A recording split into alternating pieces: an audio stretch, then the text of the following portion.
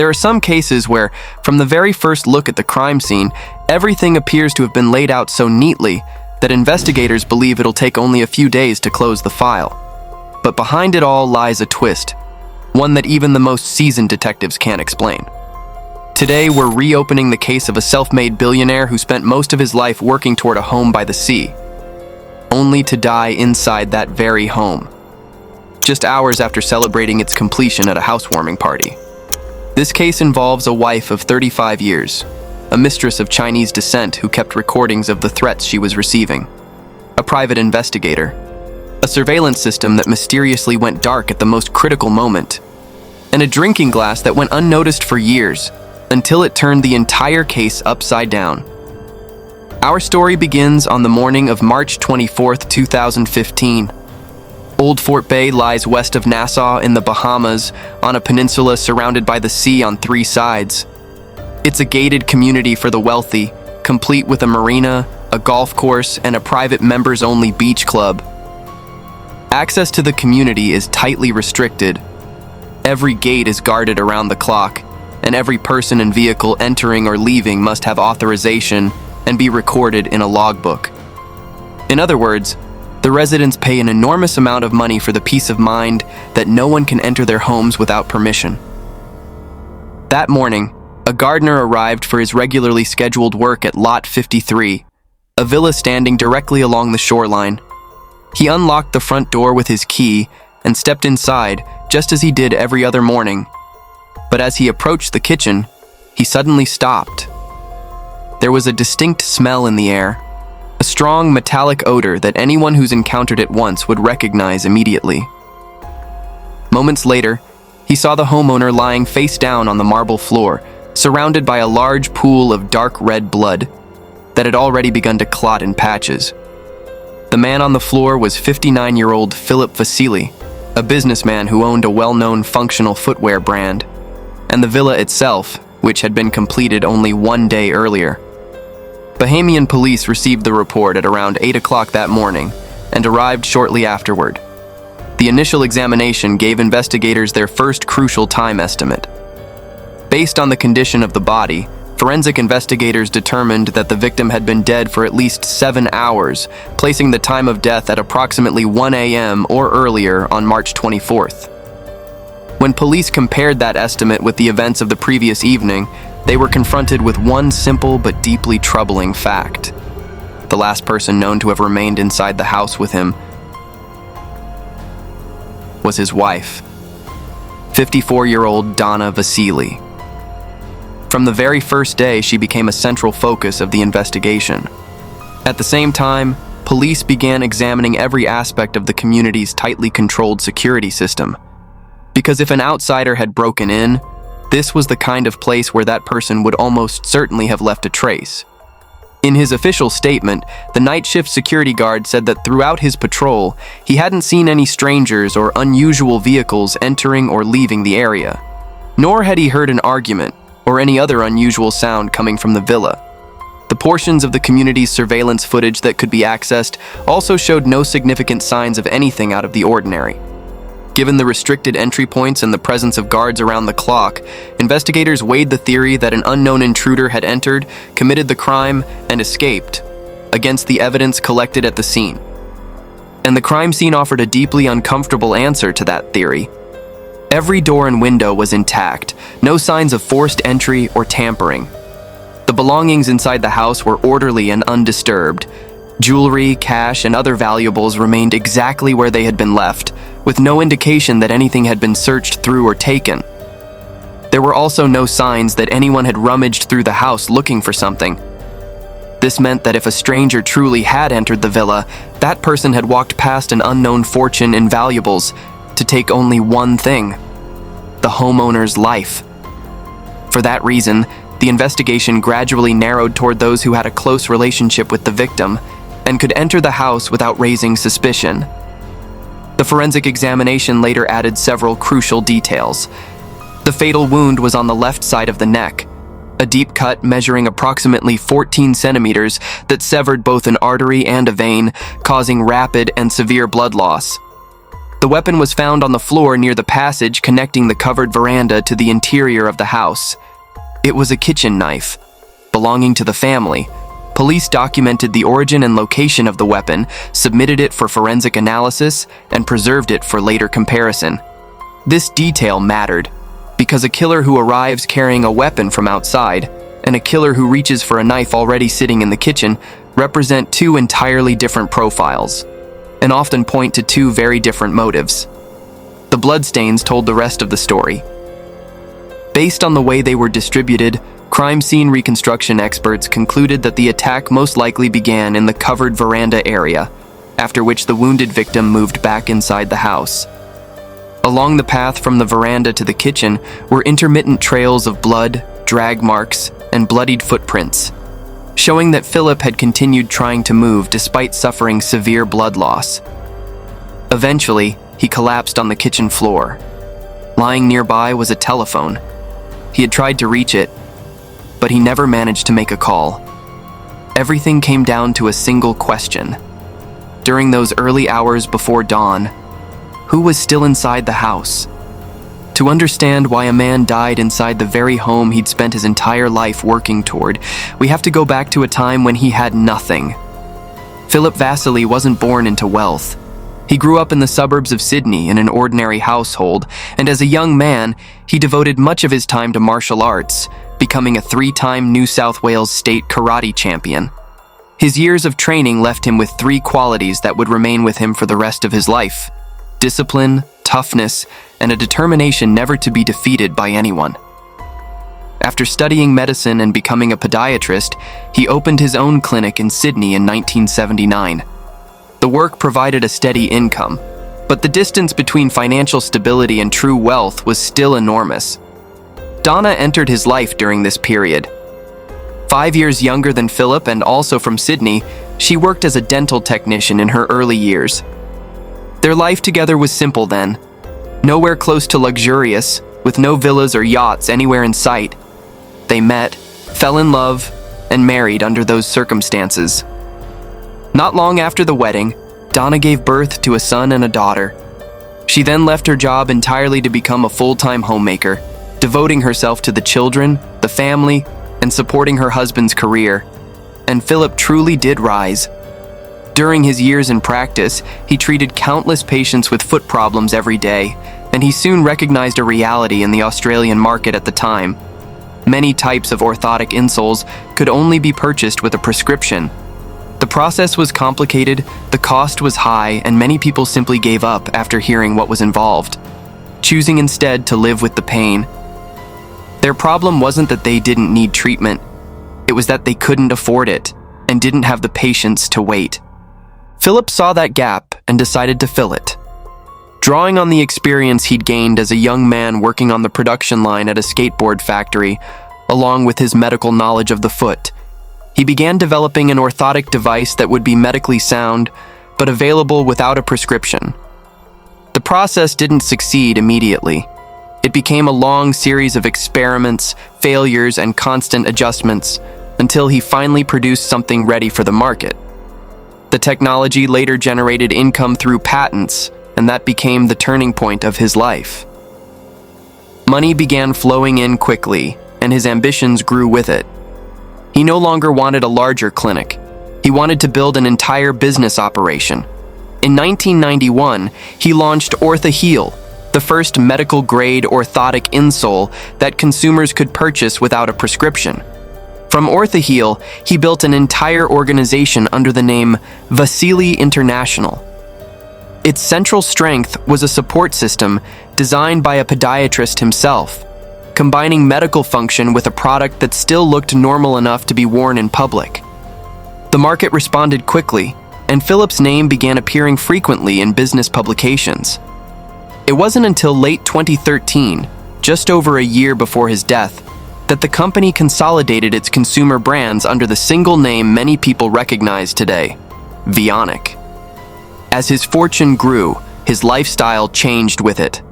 The couple moved to the Bahamas and later purchased additional properties in several locations. Supercars, yachts, and private aircraft gradually appeared under his name. By the time of the murder, Phillip's personal fortune was believed to have reached 600 million US dollars.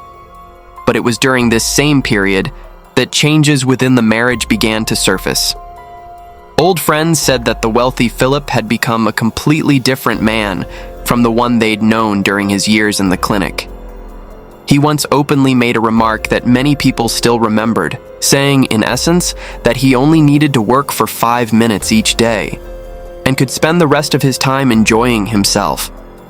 His life increasingly resembled an endless vacation, filled with exclusive parties, yacht trips, and one social engagement after another. Along with that lifestyle came an ever-deepening dependence on alcohol and drugs. Donna understood perfectly well that her husband was no longer the man who had once placed his career and family above everything else.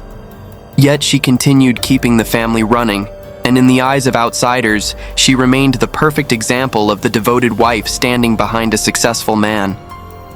But their lifestyles and values had drifted in opposite directions. After more than 30 years, the marriage had already begun rotting from within. All it needed was a force powerful enough to bring it crashing down. That force appeared in 2012. Suni Heng was 29 years old at the time. Of Chinese descent, she worked as a front desk manager at the Four Seasons Hotel in San Francisco, where she was responsible for welcoming high-end guests. She didn't come from a wealthy or prestigious family. Her background was ordinary. Her appearance wasn't especially showy, but she had an open and straightforward personality. On that occasion, the entire Vasyli family flew by private jet from the Bahamas to San Francisco to prepare for the wedding of Phillip and Donna's daughter, Lauren. They stayed at the hotel for an entire week. As part of the guest services staff, Suni encountered them almost every day. Phillip showed a particular interest in her. He spoke with her constantly, then took the initiative and asked for her email address, claiming that he wanted to send her a pair of shoes from his company's brand. At first, Suni didn't think much of it, but over the following days, Phillip's emails arrived more and more frequently, and their content shifted quickly from professional pleasantries to personal matters. Eventually, he even sent her a video of his daughter's wedding. This is a detail worth pausing over, because when a man who has just married off his daughter sends the wedding video to a hotel receptionist he's known for less than a week, there's no longer much left to interpret. The boundary was crossed very soon afterward. What stood out was that, in front of Suni, Phillip never played the role of a billionaire. He played the role of a tired man. He complained about his marriage, spoke at length about the pressure he was under, and exposed his vulnerable side. Suni later recalled that what she felt from him wasn't the pull of money, but the feeling that she was needed and that someone was truly listening to her. It's a pattern that has repeated itself in far too many of the cases I've told, and it almost always begins the same way. Once the relationship was established, Phillip made little effort to hide it. He brought Suni with him to private gatherings, and the people around him quickly learned her face and her name. Only in front of Donna did everyone choose to remain silent. What he gave Suni went far beyond money. He bought her jewelry, rented an apartment near her workplace so it would be easier for them to see each other, and went even further by personally visiting her mother, bringing expensive jewelry in an effort to win over the family. Suni's mother even welcomed him with a hug, as though she were greeting a future son-in-law. By that point, the affair was no longer a vague, secretive relationship. It had become a second life, built almost openly and hidden from only one person. But no wall can keep every secret forever. When the news finally reached Donna, her reaction was worth examining. She didn't break down in tears, nor did she immediately confront her husband. The first thing she did was hire a private investigator. Within a short time, she had Suni's phone number, email address, and even a detailed picture of her daily movements. 30 years as a homemaker clearly didn't mean she'd forgotten how to organize a campaign. Her first attack was aimed directly at Suni's job. Donna repeatedly called the Four Seasons Hotel, accusing one of its employees of interfering in another person's marriage and behaving inappropriately. The hotel didn't fire Suni immediately, but the turmoil was enough to make it impossible for her to continue working normally in that environment. Not long afterward, she resigned on her own. The second attack was aimed at her nerves. Sunny said that during that period, she received calls, text messages, and emails from Donna almost every day. She saved them and later released portions of the recordings. Most of them contained accusations and threats, but when reduced to their essence, they carried only one demand: disappear from Phillip's life. Under the prolonged pressure, Sunny became afraid. She moved to a different home, limited the amount of time she spent outside, and eventually told Phillip everything that was happening. Phillip didn't end the relationship. He hired a private bodyguard for Sunny and promised that he'd deal with the situation at home himself. Instead of calming things down, those actions pushed Donna one step further. When she failed to get the results she wanted with Sunny, Donna shifted her attention to the thing her husband valued most: his career. She contacted Phillip's business partners and accused him of being addicted to alcohol, abusing drugs, and no longer being trustworthy, with the intention of undermining him at the very foundation of his life. The strategy had limited effect, but the marriage itself was rapidly falling apart. In the investigative records, the arguments were described as becoming more frequent and increasingly intense. In one impulsive moment, Donna stabbed her husband in the thigh with a sharpened butter knife. Phillip didn't call the police, because for a man in his position, calling the police also meant opening the door to the press. A more serious incident occurred during a family gathering when an argument erupted in front of their children. Donna became emotionally overwhelmed and openly accused her husband of betraying the family. During the struggle, she splashed water from a glass at Phillip, and afterward, she suffered an injury to her forehead. This time, she called the police, and Phillip was taken away on suspicion of domestic violence. In the course of a single evening, a private argument had escalated into a crisis that could directly damage both his reputation and his business interests. In the end, Phillip backed down and begged his wife to withdraw the complaint. Donna then laid out two conditions. First, he had to immediately cut off all contact with Sunny. Second, he had to agree to therapy and addiction treatment in an effort to repair the marriage. Phillip agreed almost immediately. From the outside, it looked like the story of a husband who had lost his way and finally returned home. But in reality, the love triangle had never ended. In January 2014, Phillip was admitted to a rehabilitation center in Malibu, Los Angeles County. The person who drove him there wasn't his wife. It was Sunny. That detail matters, because entering rehab was one of the two conditions Donna had imposed in exchange for withdrawing her complaint. The other was that Phillip completely cut ties with the very woman now sitting behind the wheel. The facility was known for its luxury, with 2 months of treatment costing as much as $200,000. And if anyone believed that placing him there would bring an end to all the trouble, reality unfolded in exactly the opposite direction. During treatment, Phillip met another woman named Lisa, who was also receiving care at the facility.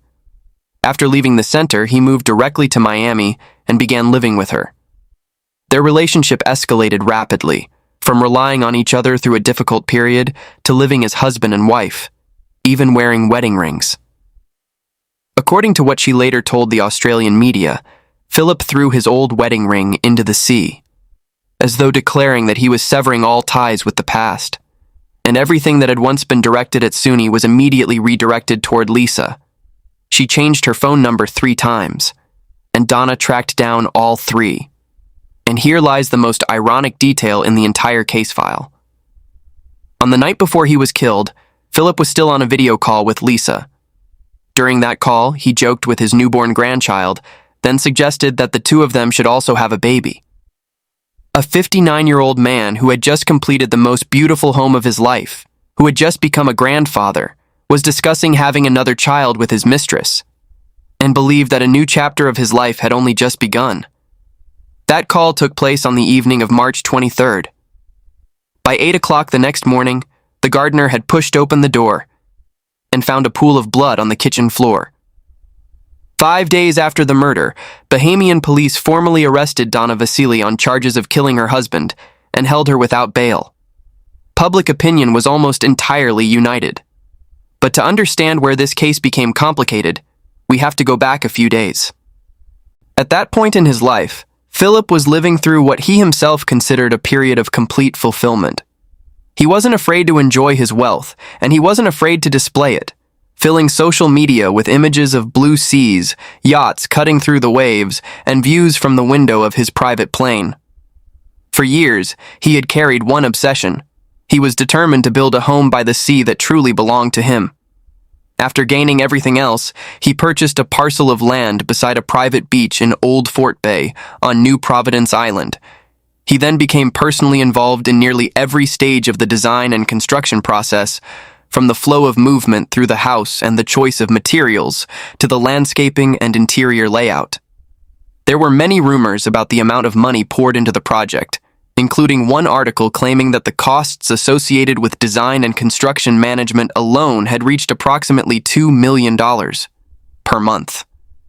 The true figure is difficult to verify, but one thing is certain. To Phillip, this house wasn't simply a place to live. It was the crowning achievement that marked the end of his lifelong journey. On March 23, 2015, the villa was officially completed. The day before, Donna had sent a message inviting Miles and Jody Pritchard to the Bahamas to see the new home. Miles wasn't a neighbor. He was Phillip's business advisor and longtime friend, and he'd flown directly from California. Also present was Mitchell Matthew, the couple's nephew. Their daughter Lauren didn't attend because she had to care for her young child. According to the timeline later reconstructed by police, the Pritchards arrived at around 3 o'clock in the afternoon, and Mitchell appeared a few minutes later. But on that particular day, Phillip wasn't in good condition. Investigative records and autopsy findings showed that before the gathering began, he had fallen inside the house and struck a picture frame near the staircase, shattering the glass. A shard pierced his back and caused an injury that was later confirmed in the forensic report. After receiving only basic treatment, he still went downstairs to join the gathering. Wine and other drinks were laid out on the rooftop terrace, the sea breeze drifted through, and everyone talked as usual. There was no sign of tension in the atmosphere. At around 4 p.m., the housekeeper finished her shift and left. The Pritchards said their goodbyes first. Soon afterward, Mitchell also left to spend the night at Lauren's house. From that moment on, only Phillip and Donna remained inside the villa. Donna told police that she had also left the house that evening, walking approximately 10 minutes to her daughter's home and sleeping in the living room. We already know what happened the following morning. When police arrived, Donna and Lauren had returned to the villa and were crying in the bedroom. During the initial conversation, officers asked Donna to describe what had happened the previous evening. She recounted the events of the gathering and mentioned that she and Phillip had argued. But just as she was about to continue, Lauren gave a slight cough, almost like a reminder. Donna immediately stopped and refused to say anything more. Those who were present documented that detail, and it later became a point that police returned to again and again. Because in those first moments, before anyone has had time to prepare a statement, when someone suddenly stops in the middle of telling a story, investigators are always left with questions. Donna was then taken to the police station to give an official statement. She denied having anything to do with her husband's death and repeatedly said that she hoped the police would soon find the real killer. When asked what she'd been wearing that evening, she described a multicolored dress. Investigators found the matching outfit in a closet in the living room of Lauren's house, and subsequent forensic testing revealed traces of Phillip's blood on it. Donna explained that the blood had most likely gotten there the previous day when her husband fell and a shard of glass pierced his back. She'd helped tend to his injury and had accidentally gotten blood on herself. Logically, the explanation was entirely plausible. But to police, it also opened the door to a second possibility. The clothing could have carried traces from caring for his wound, but it could just as easily have carried traces from much closer contact at the time of the killing. Police then retrieved surveillance footage from inside and outside the villa. The images recorded during the gathering showed the arrivals and departures of the Pritchards and Mitchell, all of which matched their statements. But the most significant irregularity appeared at around 7:40 p.m., when every camera feed from the villa suddenly went black. A technical inspection found no malfunction in the equipment, In other words, the system hadn't broken down. It appeared to have been switched off. And after that moment, there wasn't a single frame showing Donna leaving the house. If she truly left, she did so during that gap. At the same time, inconsistencies began to emerge in the statements. Donna said she left the villa that evening and walked to her daughter's house. Based on the distance, she should have arrived at around 8 p.m. But Mitchell testified that he didn't see Donna at Lauren's house until approximately 9:10 p.m.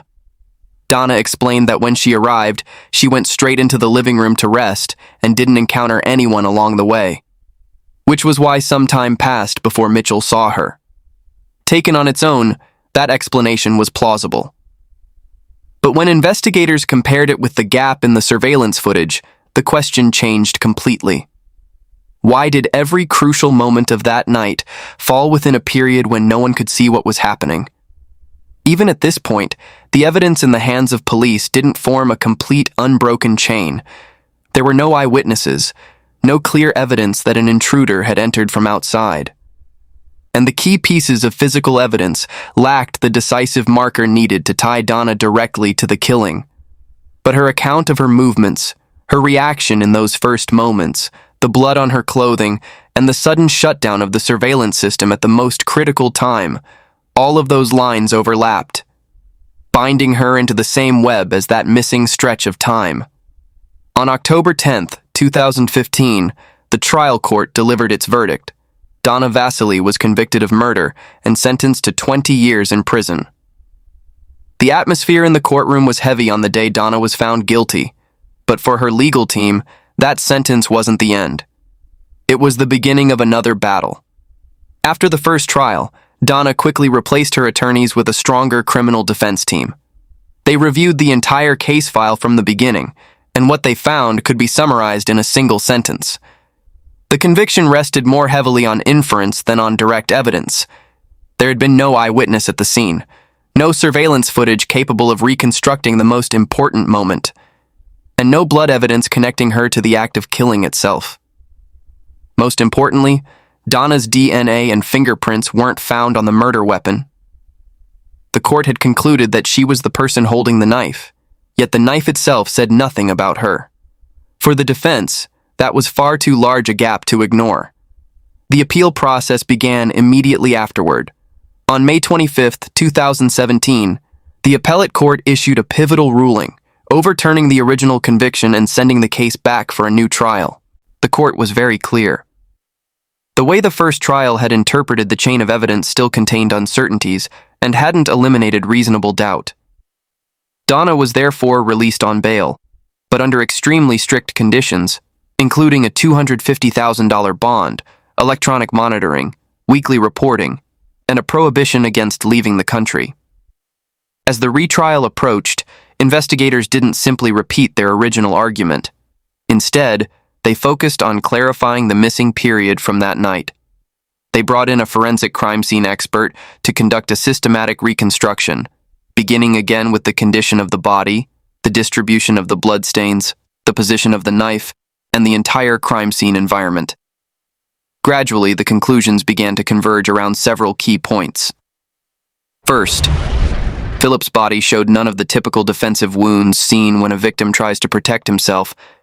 That meant that when the fatal attack came, he'd been almost completely unable to put up any effective resistance. When this detail was considered alongside his physical build and his 3 karate championships, only 2 explanations remained.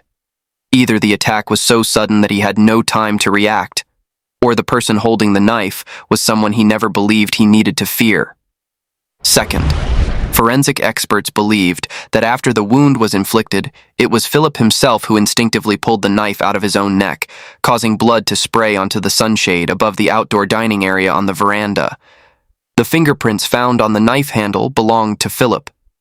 This meant that whoever carried out that critical action had left no identifiable fingerprints, and the possibility that they were wearing gloves couldn't be ruled out. Third, the experts rejected the theory that the wound had been self-inflicted. Based on the angle of the injury and the amount of force involved, if Phillip had held the knife and cut into his own neck, The position and level of force required would have been so unnatural that experts couldn't recreate the act. Fourth, investigators also considered the possibility that someone had entered from the sea.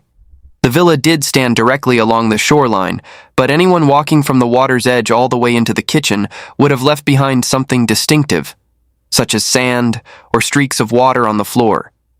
Repeated examinations of the scene found no such traces. None of these conclusions proved that Donna was guilty, nor did they clear her of suspicion, but they made one thing clear. This case wasn't as simple as it had first appeared. What truly turned the case on its head was a detail that had previously been overlooked.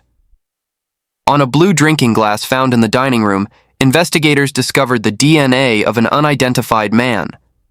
The sample didn't belong to Phillip, Donna, Mitchell Matthew, or the gardener. In other words, inside a house where everyone had believed only 2 people remained that night, investigators found the biological trace of a third man. That discovery became the turning point in the retrial. On March 9th, 2023, after closed-door proceedings that lasted 5 months, the jury unanimously found Donna Vasyli not guilty of murder, and she was released immediately from the courtroom. But a not guilty verdict didn't mean the truth had finally been revealed. There was still one very simple question that the original investigation had failed to answer. Among the people known to have been at the house that afternoon, police collected DNA samples from Donna, Mitchell, and the gardener, but they missed exactly one person, Miles Pritchard. No one knows why. And because that comparison sample never existed, even today, no one can say with certainty whether the glass belonged to him or to a third man whose face we have never known. What everyone still wants to know is who truly held the knife. But the verdict has already been overturned once. The most important period of the night remains a blank space, and the unidentified male DNA still hangs over the case like a loose end that has never been tied off. As for the house by the sea, it remains forever frozen on that night. There is one thing, however, that I still believe. The forensic technology available today belongs to an entirely different era from the technology of those years. As long as the crucial evidence has been preserved, the samples can still be tested again, and the databases used for comparison continue to expand. Many things that couldn't be clearly explained in the past may still have the chance to speak again. The truth may not appear immediately, but it may not be as far away as it seems. And that's why we'll continue following this case. While we wait, there's another perspective that I believe deserves a closer look. Because no matter who the killer ultimately turns out to be, one pattern in Phillip's life is already unmistakably clear.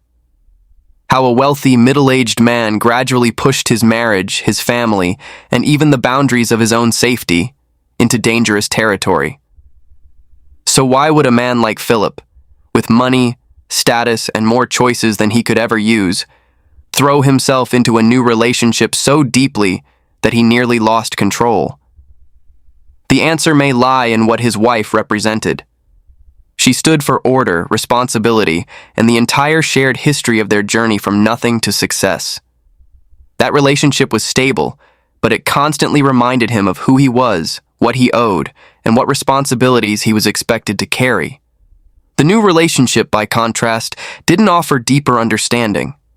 It offered faster reassurance, praise, admiration, and the feeling of being seen as someone extraordinary, rather than as a husband, a father, or a business partner. The media later interviewed Suni, and she broke down in tears as she described how deeply Phillip had loved her. I don't doubt that her emotions at the time were real, but in relationships like this, emotion can easily become tightly intertwined with wealth and prestige. What a man with $600 million brings into someone's life isn't merely companionship.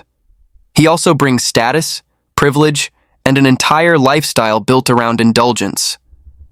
Under those circumstances, it becomes very easy to mistake being chosen for being loved, and to mistake a large investment for deep sincerity.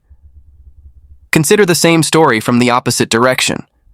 If that man hadn't been a billionaire, but simply an ordinary middle-aged man with nothing to offer, and he'd followed the exact same steps, complaining about his marriage, presenting himself as vulnerable, sending regular emails, giving gifts, and saying that only she truly understood him, would people still have called it true love? Because once the money is stripped away, what remains looks less like a love story and more like an emotional recruitment campaign. This is where today's story comes to an end. In this case, do you believe Donna was the killer? And if she wasn't, then who else could it have been? Please leave your thoughts in the comments below the video.